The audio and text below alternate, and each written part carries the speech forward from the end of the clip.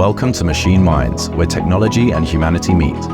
I'm your host, Greg Tarusian, founder of Samson Rose, a recruiting and search business focused on the robotics and AI industries. The Machine Minds show is where we dive deep into the intricate world of robotics and artificial intelligence.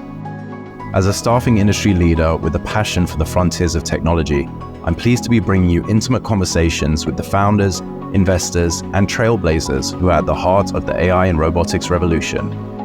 In each episode, we dig into their journeys, the applications of the products they're working on, and the breakthroughs that are shaping our future. Join us as we explore how these machine minds are transforming the way we live, work, and understand our world. Whether you're an entrepreneur, a tech enthusiast, or just curious about this amazing field, you'll learn something new with each episode. Let's delve into the extraordinary.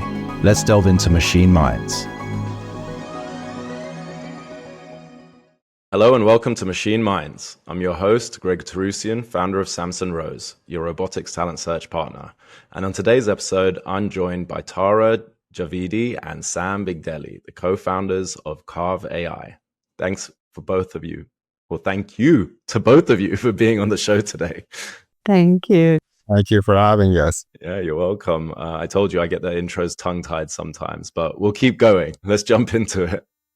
So let's start with an icebreaker before we jump into the meat of the show. What's something you each wish that more people would ask about your work in general? I'll go first, Tara.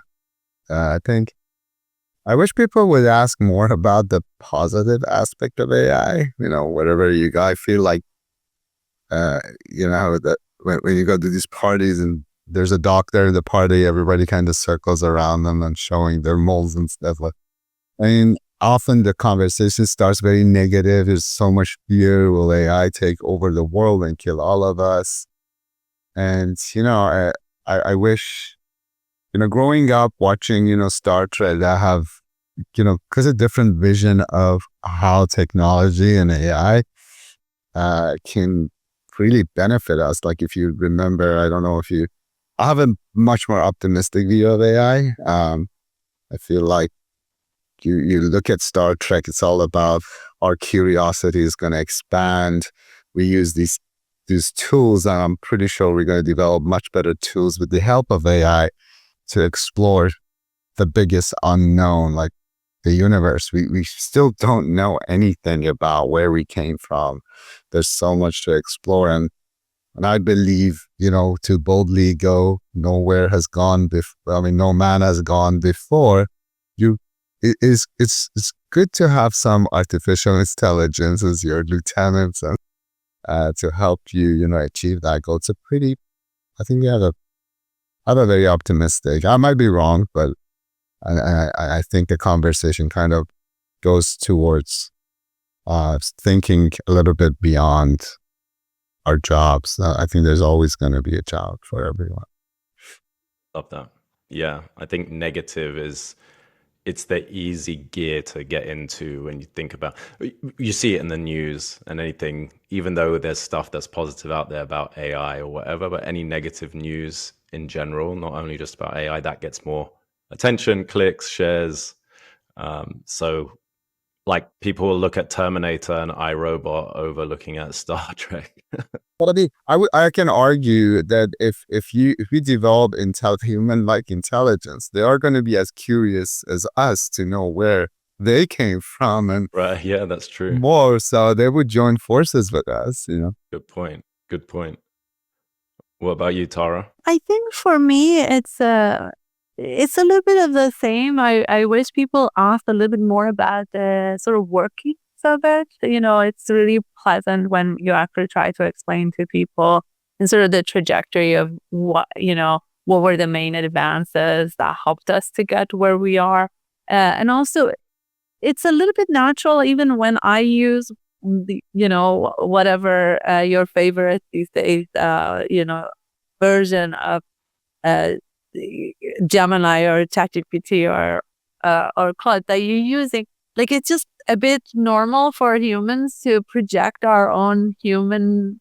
So even though I know exactly how these models work, I train them, I fine tune them, whatever, I still have a emotional, so projecting my own emotions or there like some emotions to it, or try to say please or like be more polite than I Yeah. need, So I wish like we could, and when I say I wish people, but maybe even myself, to sort of be able to have on our mind that this is a tool like many other tools that we have had, and sort of be aware of the technical components of it. What is it good at, and what are the pitfalls of the technology?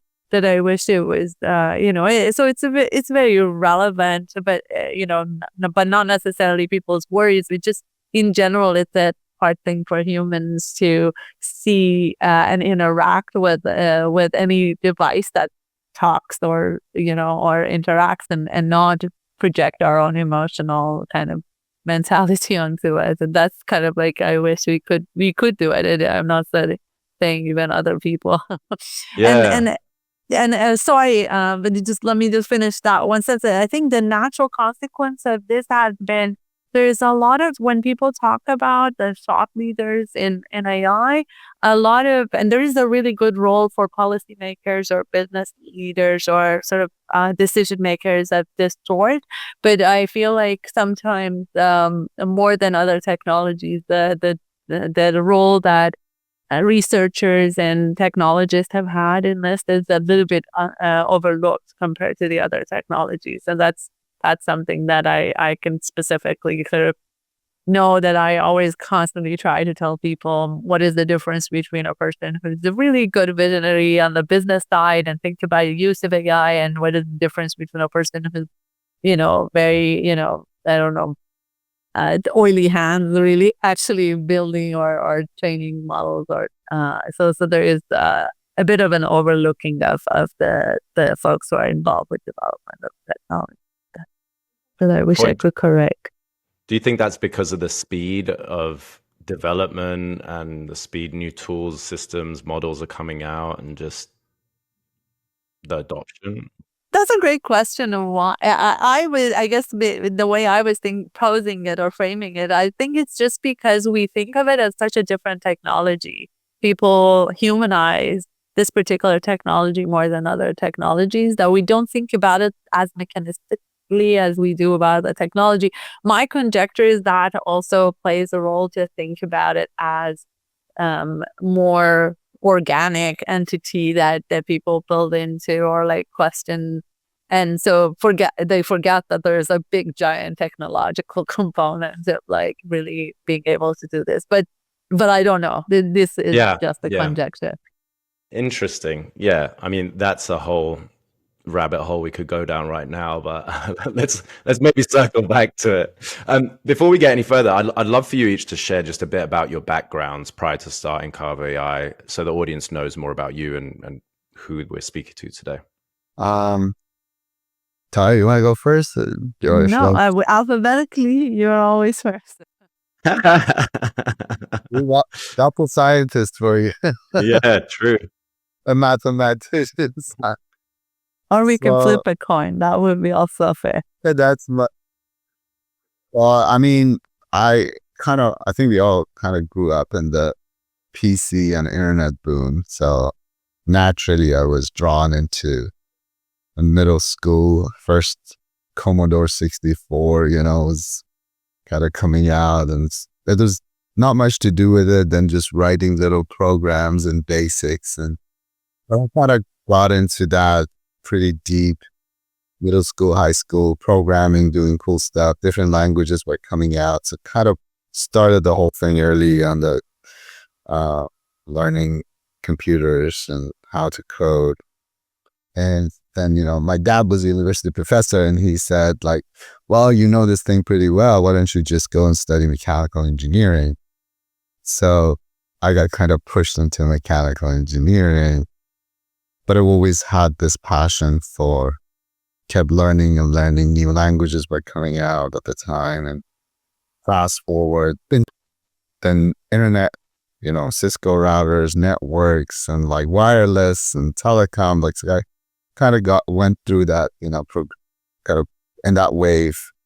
I learned a lot, been in different industries, manufacturing, but my previous and I've always like had 2-3 companies that like a startup companies to build and sold.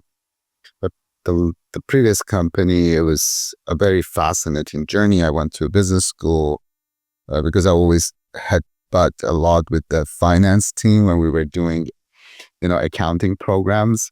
To us, there's either it's plus or minus. Like your account has money or doesn't have money. But in accounting, if it's a liability account and you credit the account, then you have more liability. So it was just like for me not understanding the finances kind of drive me to go and study corporate finance. And then after that, I was fascinated by this idea of company re-engineering. So how can you take a company that's old brick and mortar and just bring technology and adapt technology? And I thought, we built companies relatively 2 to 3 years in startup, you get it somewhere. Should be even easier with established company with revenue. So it turned out I spent 10 years of my life learning that it's a very difficult thing to do when you have a running organization. So I started as CIO, CTO, went all the way up, I became a partner and, bought out some part of the company and sold the company to a private equity. So for me, it was always a triangulation of technology, finance, and operation. So operation came from the mechanical side, process side, and then computer was something I kind of was really trying to apply the latest technology into how you run efficient organizations and build products and software. Built with Oracle, SAP, like those enterprise supply chain, warehouse management. Done a lot of work on that side, but the previous experience was supply chain management. So we had a semiconductor supply chain company, and that's when the kind of everything hit. You realize how systems fail when the real world data comes in time series. Like every second something is changing, and you got to deliver just in time. So you have to always be predicting. And if you miss a shipment, Audi's line will go down, BMW's line is going to go down. You're going to lose millions and millions of dollars in one day for a single chip. Very small, like a capacitor can bring an entire, line down. So crazy. Yeah. So yeah, it was a good, interesting, kind of experience, having the ability, like experiencing how you bring technology, increase the value of the company, and you can see all of that on your P&L. And eventually a private equity will approach you because you're becoming this market dominant force. So we were not looking to be acquired. And then you go through the acquisition process, the legal stuff, and then integration of 2 companies. It was a fascinating journey. I learned a lot. I bet. Not a lot of people get to experience that. Well, I've been lucky. What about yourself, Tara? So I have been a researcher since 2002 when I got my PhD, and then joined University of Washington in Seattle. And then a few years later, I moved to UCSD, where I'm the Lowak Endowed Chair and Professor in Schools of Engineering and our new School of Computing, Information, and Data Science. And then through the past 2 decades, I have served as the director, co-director, faculty lead on a few AI research centers and institutes and programs at UCSD, including our NSF-funded UCSD-led AI institute called TILOS, as well as the Machine Intelligence, Computing, and Security, which is basically an industry-funded consortium within the School of Engineering at UCSD. So that's sort of short. Yeah. Single try is easier. Awesome. And so what led the 2 of you to actually start Kav AI together? Like how did you meet, and what problem were you obsessed with to start a new company? How we met in a party. So Tara and I at the time were trying to kind of looking at just some of these problems that are it was about the physical world. So we had a problem in that we had all these security cameras, but we had people would steal from the warehouse, and primarily were from our own warehouses. And I was trying to get some security cameras, and then to kind of add some drones maybe to it. At the time, this was a very different times. Then Tara was kind of working on similar topics, and we both came to this conclusion that the existing technologies or approach to intelligence and autonomy was not the right approach. And Tara had this demo that she had done. Until this day, it was the kind of shifting of how do you approach information. It's her field of work. It was very fascinating to me because through my work, we were very close to the physical world. Like everything for us was very fast paced, and then I could see how we have been conditioned to bring the digital information, the real world into the digital world, and then try to understand it. Where her approach was kind of different, and that's where I saw that the future has to kind of transform to that approach, and that's where we kind of clicked. There are, failures in the physical world, cost lives and environmental damages, just like a huge array of problems that we haven't been able to solve in the past 20, 30 years. The problem statement is the same, but we haven't, and so many companies, if you look at them, say, oh, we're going to do predictive maintenance, do this, do that. They all have failed because their approach to the problem. Interesting. It sounds like your backgrounds, both independently but merging together, complement each other when launching a company like this from an insight standpoint, technology standpoint, and awareness standpoint, really. Yeah. So one of the things that the way I introduced myself, I talked about like in sort of official roles that I have played, but I should say what I'm really most proud of as a researcher is the kind of research that I have done. And so in particular, we had done a lot of work on like mathematical theories of information, learning, and decision. And from those studies, we had developed a suite of algorithms that in AI language, it's nice to call them maybe hypothesis-driven learning frameworks. And that's really Sam basically identified, my work on this hypothesis-driven learning, where we were showing that if you actually hypothesize about the physicality of the data, you can seek information in an active fashion and really learn much more efficiently. And that's what really brought him to talk to me and convince me that that this, there is an intersection of this hypothesis-driven AI and physicality of the world that it makes it easier for us to hypothesize. And he convinced me, like as he's figuring out the financial models and go-to-market strategy for this kind of problems that he thinks are very important from a real world and impact perspective, that caught my attention. So I was sort of got involved with Kav AI first as sort of like, let me see if what I'm doing academically really does have a sort of a pan in terms of impact. And it just worked out, as you said. It was just a really nice coming together of like where we were going with the technology and where Sam was formulating in terms of real impact. So we did some work on that, and we really, developed this what he eloquently calls curiosity-driven AI, sort of AI that has the ability to seek the information that it needs and hypothesize around the sources of information. And so so by the time he figured out like the ideation about what what is the natural way to think about this as serving a market, and like how to think about financial models, which were the matters that I think it's completely non-trivial from an academic perspective. I was just like very scared of those.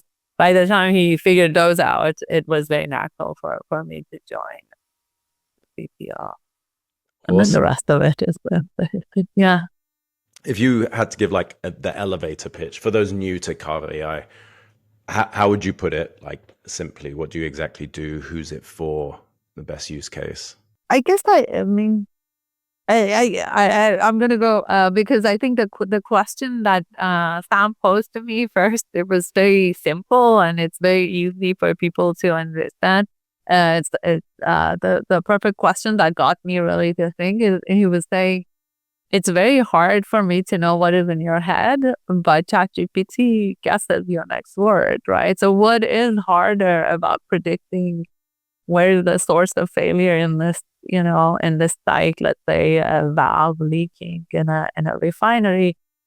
What is the difference? Why is that these models cannot predict this but can predict that? And so that's sort of, and I could see that the issue is really a passive models that are, sit there and wait for the data to arrive. They don't really hypothesize as where the data is.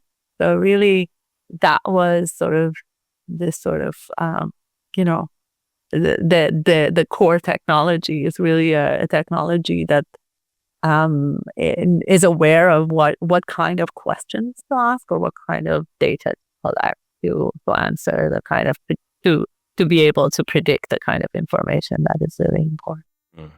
Interesting. And who's your ideal customer profile who can get the most impact from what you're building? It can't be. I mean, so the way, just think of it as, if you have an intelligent system, a system that, and then you want to model it after human intelligence, by the way, like this is everybody's goal, like AGI and this, all that. Yeah. At least it needs to mimic the functions of a human being. I'm not saying it's going to compete or be better or worse.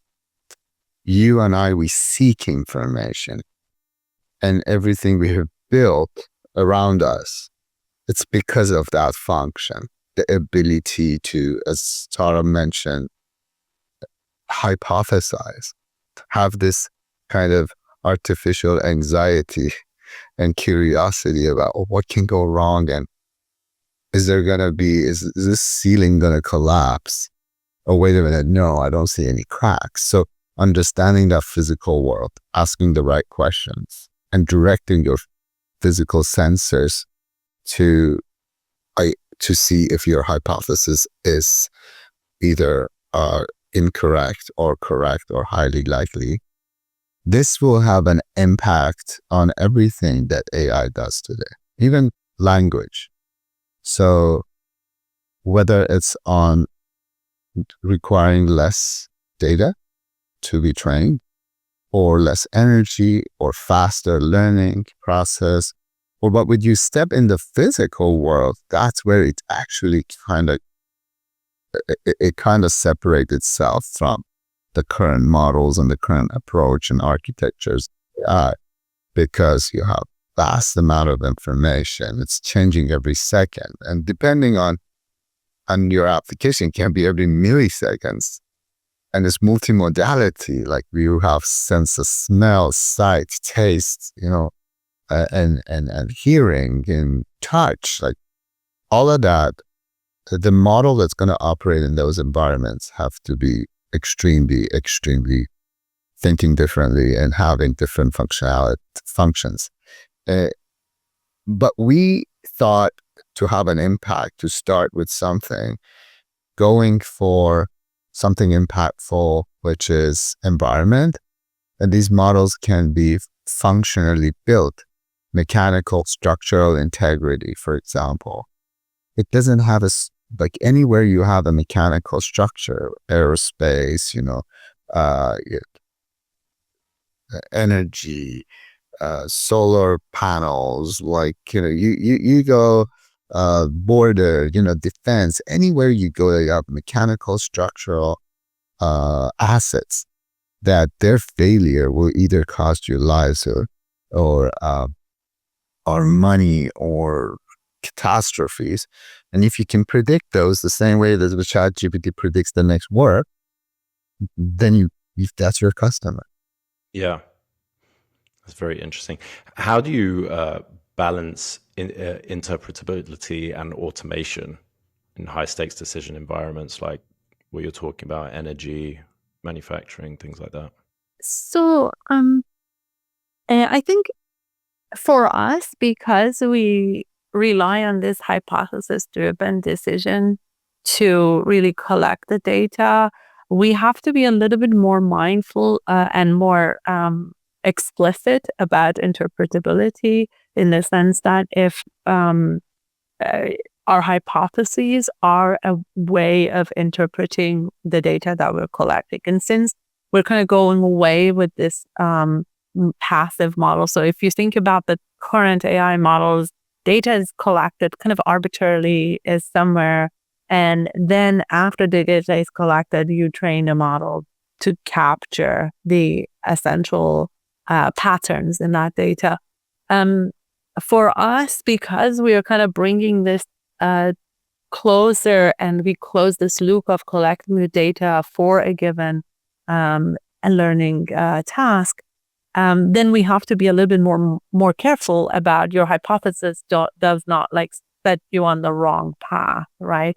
So we have to have a bit more control of our interpretability, and we do this with a bit of a you calibrate where you're taking the bets, what kind of hallucinations you can allow given the architectures that we do. So so that's the way we have to deal with it. It's a little bit more nuanced. Yeah. I don't know how much you can share, but what's happening under the hood technology-wise, like core tech, architecture that you mentioned, modeling approach that's unique? Is there anything that you can share with us? I mean, we can't, just give you all our secrets. I know it's a cheeky question, but I guess to add to these are all connected questions. Like, think about like when we talk about interpretability, it's the fact that think about it. If I have the current models, they have no shame in asking, like getting information, because you got to give all the information. So the more you give, the better prediction you're going to get. But you and I, we have something the psychologists called like healthy shame versus toxic shame.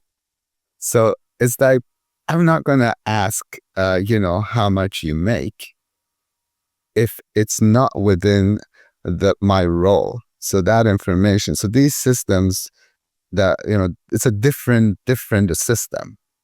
There is a hypothesis. But if I'm a financial advisor, which I'm trying to help you be financially more responsible, that's when I ask that question. Yeah.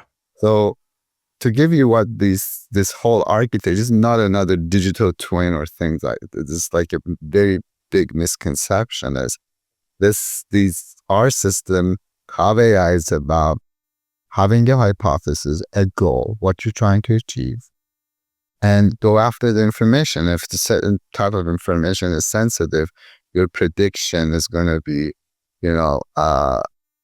less accurate.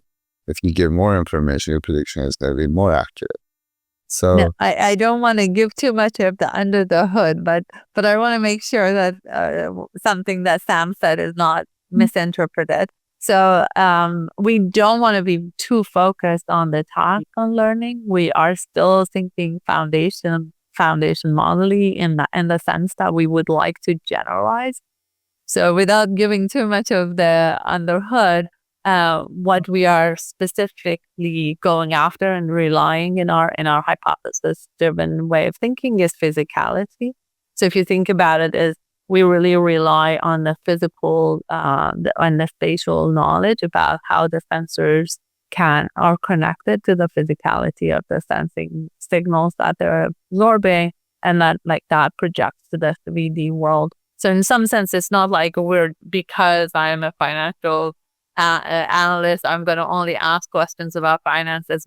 That will become very specialized and sort of old school, sort of people looking architecture. Just don't want to give that impression that that's what we're doing. We're still foundational. We're not specifying tasks and the information for the task. We don't want to overfit that, that aspect.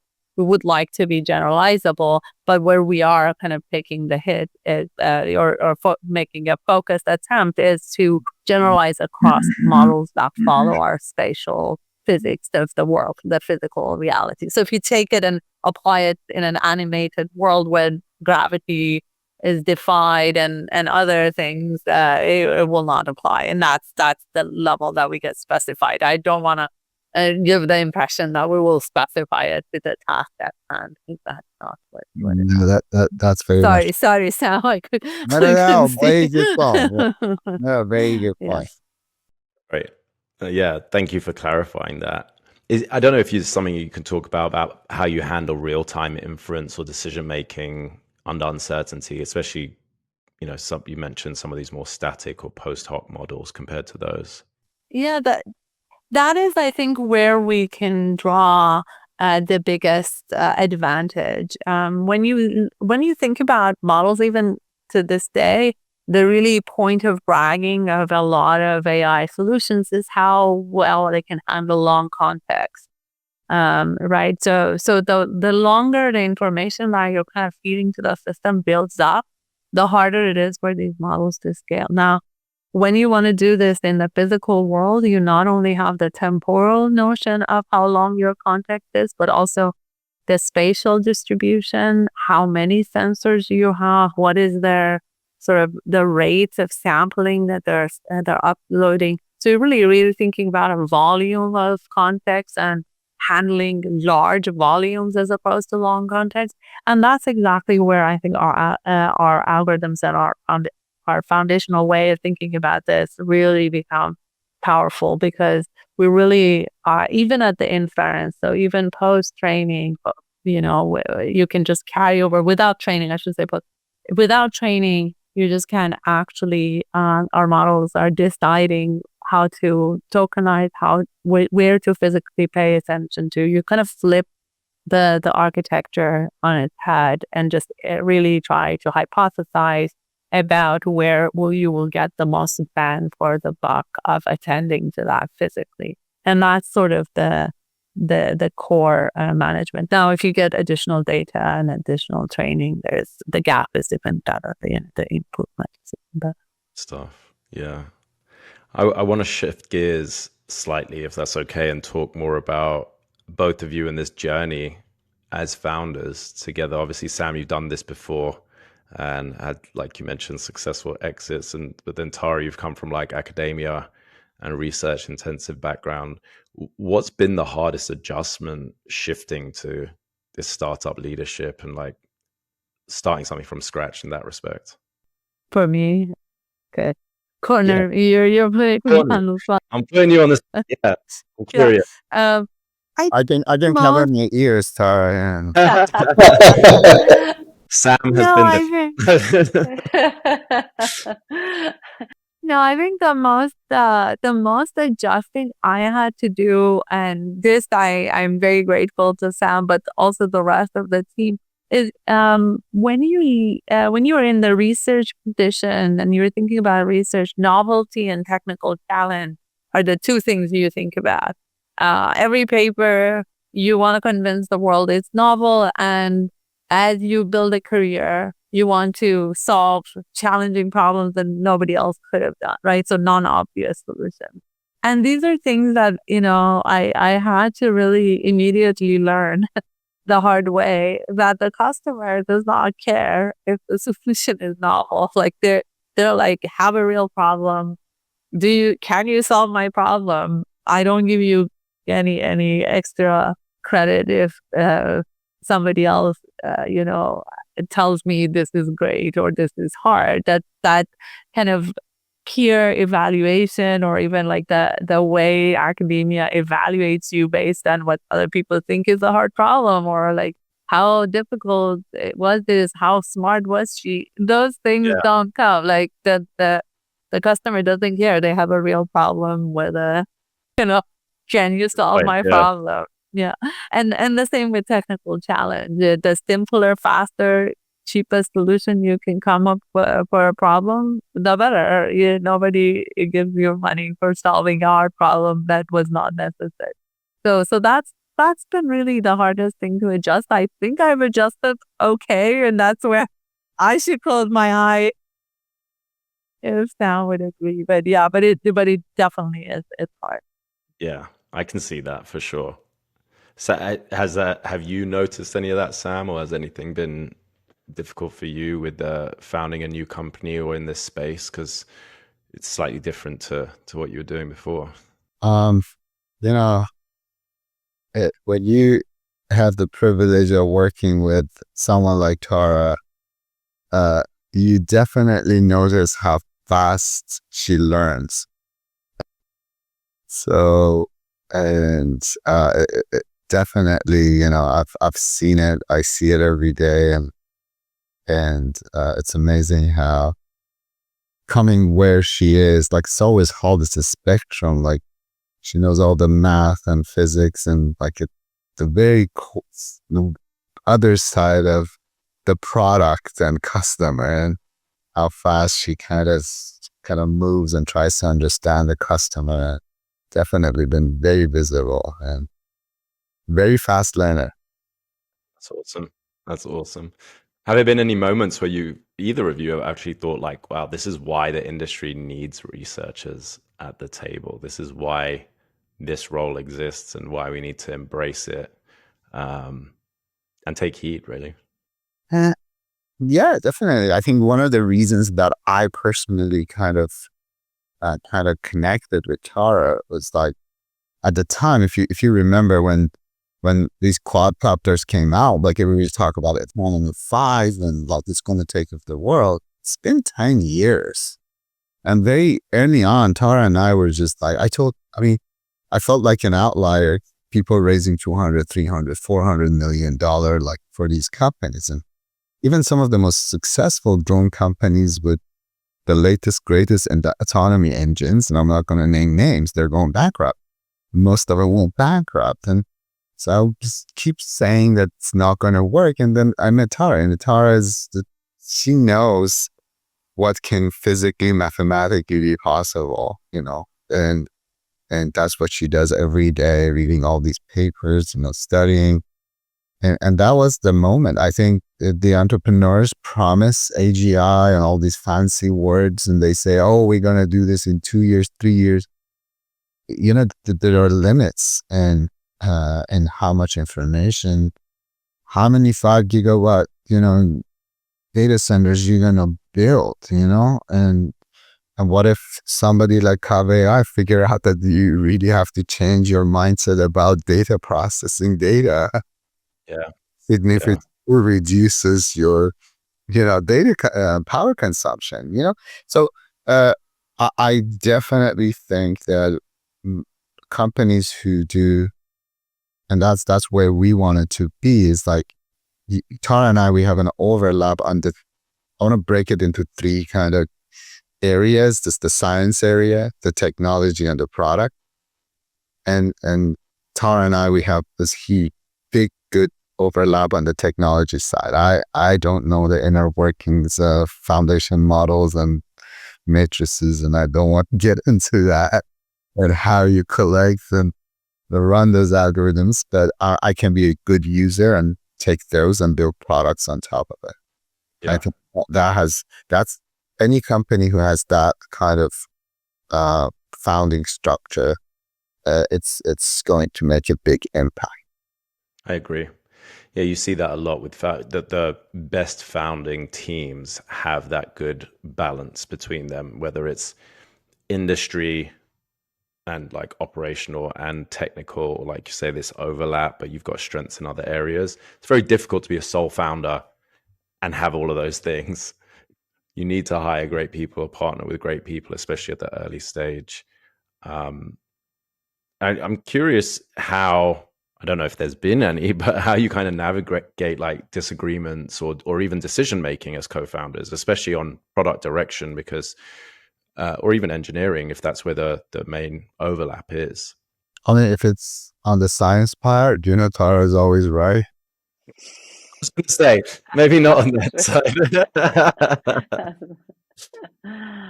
Yeah, if she goes to the whiteboard, I know I'm in trouble. So you're in for a lesson. well, I'm just kidding. It's no. I think on both sides, she always tries to educate me. And again, if there's something I need to, I don't think we had a whole lot of disagreement in that sense. We voice our opinion. I think the most important thing is that we both take our time and give each other time to absorb the information that we share. If it's something that I might have read a paper and act like I know everything about, like not act, but feel like now I know how this new foundation model is working. And she would really, try to say, no, this is right, but think about it this way. And then similarly, if it is a customer situation where Tara, feels like we should do this, and from experience, I feel like, we might be pushing the customer. It's always that kind of relationships are about management, and patience. Good sanity. And I for sure think we do have a lot of disagreement. It's really a matter of standards, right? I think. For us, disagreement is okay because the goal is to agree at the end. So you start with the points that are different, but when you kind of trust that the goal, that we know how to get to the end, and we do. I think both of us are very into like put out all of your disagreeing, like sort of devil's advocate position on the table. Even when I'm arguing with myself, I do this like kind of going back and forth. When I decide with simple things like which gas station to fill my car up, but I kind of like put it out, and I think that's kind of the ethos. In that sense, we do disagree with a lot at the beginning, but we are kind of.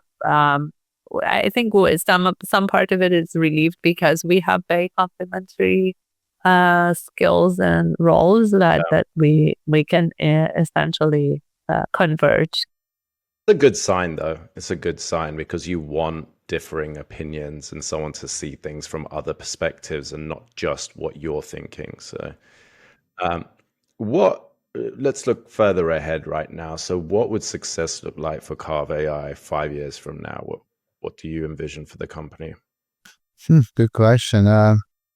I don't know. I think the most important thing is we've done, Tara has done a ton of research in this area. We have some proof. We've proven out that it's not just a theory. We're applying it and kind of starting with these large, impactful projects. I think in the long run, next 5 years, if we can educate people and show people that there are other AI intelligence systems like physical intelligence, especially in the physical world, that people, these models are going to be very impactful, and we want to see more of this approach in learning. Active learning, it's passive learning, active learning. You want your system to be as autonomous, as kind of self-sufficient as possible, so that it requires less of energy, power.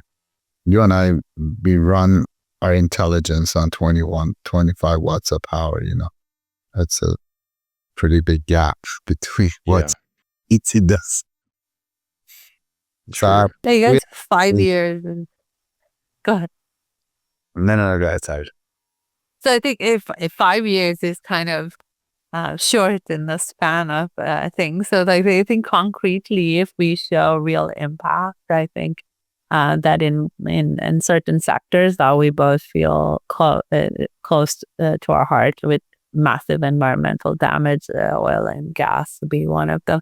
If we actually have tangible impact, I feel like it's a very nice way of sort of proof of concept beyond just technology, right? Just an impact and what is the value, I think, immediately from my perspective, right? I think like societally, there is a gap between what technologies we have and what we monitor in those technologies. So like every spill has this irreversible damage that in my mind is unjustified. And so for me, the hope is, as much as there are now technologies and, medicine advances and stuff, so that there are certain things that are, a sort of a misfortune of the past.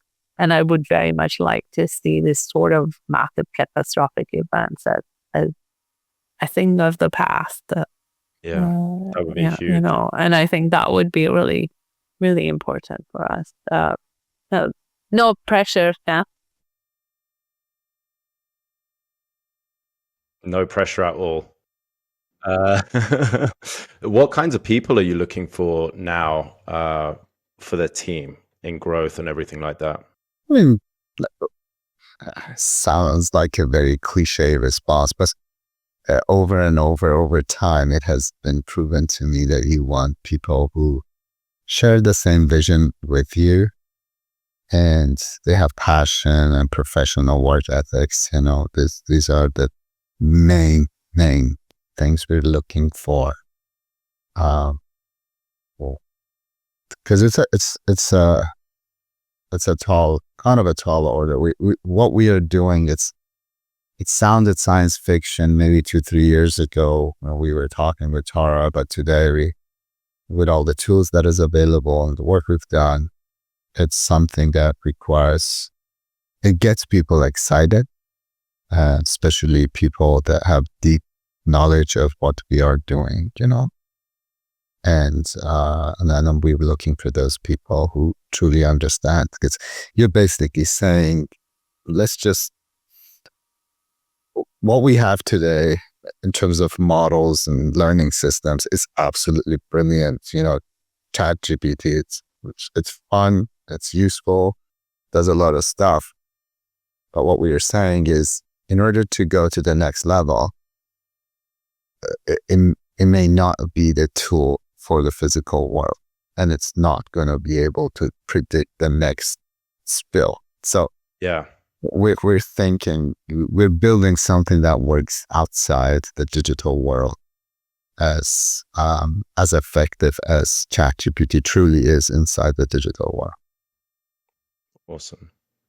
Is there anything that excites you or worries you most about how AI is being deployed in critical industries today? What excites me, I guess, when we started talking to our target customers where we thought we could make the biggest impact, they were like skeptical of technology, or they felt like, okay. And now with the growth of Gen AI and the like that, people are really much more open and much more ambitious about where they think this technology can help them run their operations. So operators at refineries are interested. So that, for me, from a technology standpoint of view, is quite exciting. It creates a different conversation with the customers. You don't start from the defensive, but what are you talking about? I don't need you, kind of a thing. So that really excites me. I don't know, Sam, maybe. No, absolutely. I think to add more, the whole Gen AI has created this wave, and historically, if you look at anytime we had a technology that was transformative, there are companies that jump on that technology and start going to the market. They promise. Some people overpromise.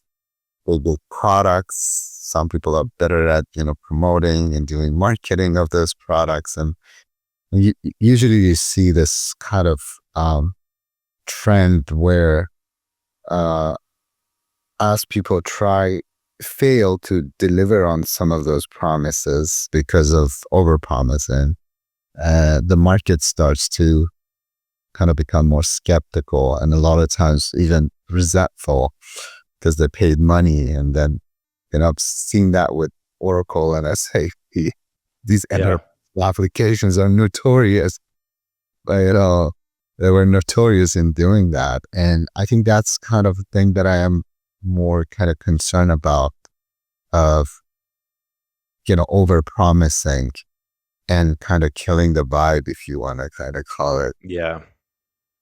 And then the problem is, if doing that means like we can now have the opportunity with this wave and enthusiasm to solve some real world problems, infrastructure problems, security problems.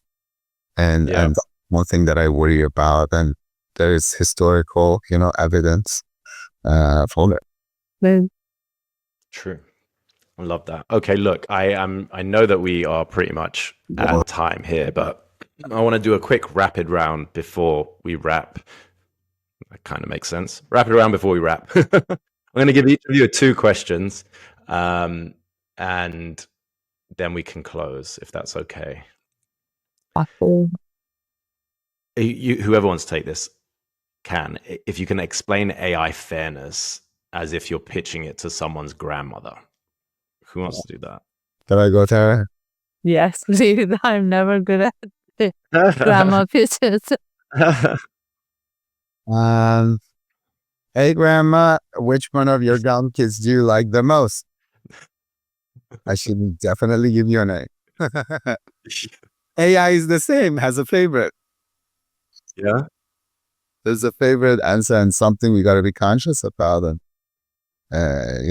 biases are in us and in any intelligence system that we're developing. Yeah, that's true. That is very true. What's a buzzword in tech you secretly love or hate? Me, AGI. Yeah? Really? Well, I mean, everybody has their own definitions. It's like, that's it's like true. God, it's like God. Some people have 20, some people have 1, like it's just a word that, it's not very well defined. And sometimes it can be very misleading, I just for the entertainment of your audience, I want to just mention I'm by training I'm what in a field called information theory, and sort of work started by Claude Shannon, whose doctrine of information was very language free, syntax free. His famous quote is, the language is all about reducing uncertainty, is a signal to intended audience. So as a result, I feel like maybe that's why I don't have that much emotion about words. I feel like if it does the job, it could be 0, 1, it could be, no, it's really a simple, I'm very simplistic, not a. Fair. Well, Tara, what's one thing academia gets wrong about startups?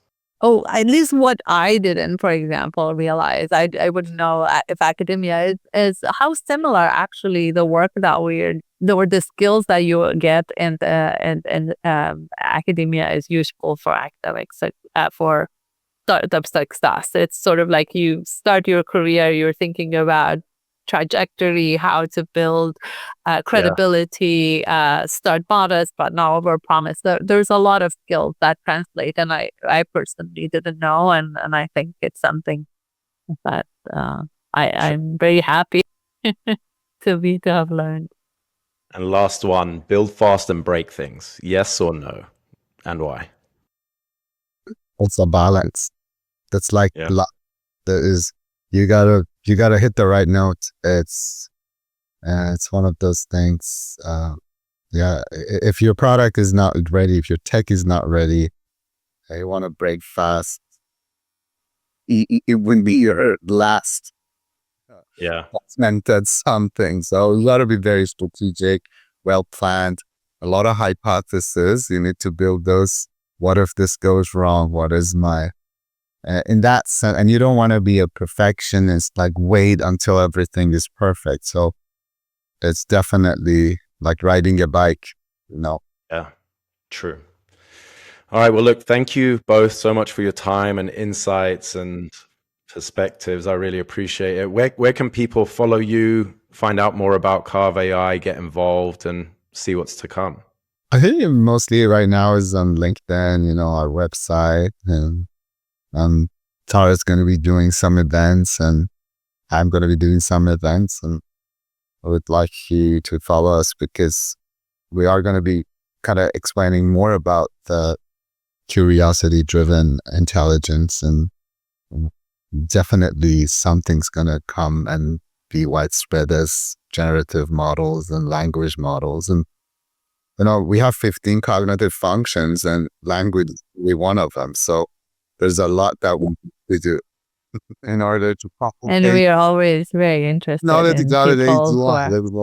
at least 12, 13 left to go. And we are definitely, both of us are very appreciative of team building a good team. So we're definitely very interested. People should not feel shy. Please do send that. To reach out. Well, we'll we'll link all of that in the show notes. We'll put your website, LinkedIn, and everything like that. So that would be great. Well, look, thank you again. This was awesome. And I hope we keep in touch. And I'm looking forward to seeing everything that comes. Thank you so much for having us. And thank you. It was a pleasure. Thank you. My pleasure.